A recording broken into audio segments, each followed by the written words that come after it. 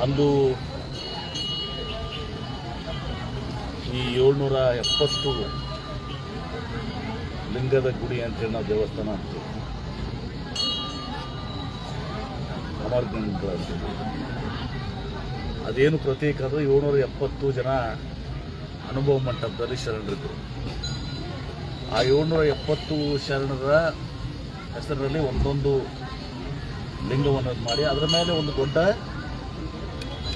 ಲಿಂಗದ ಆಕಾರದಲ್ಲಿ ದೇವಸ್ಥಾನವನ್ನು ಕಟ್ಟಿ ಭಾಳ ದೊಡ್ಡ ಕಾರ್ಯಕ್ರಮವನ್ನು ನಾವು ಮಾಡಿದ್ದೀವಿ.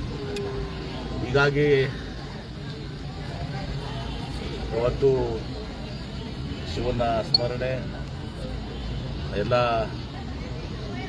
ಶರಣರ ಸ್ಮರಣೆ, ನಾನು ಇಲ್ಲಿ ಬಂದು ನನ್ನ ಭಕ್ತಿಯನ್ನು, ಶ್ರದ್ಧೆಯನ್ನು, ಸಮರ್ಪಣೆಯನ್ನು ಮಾಡಿದ್ದೆ.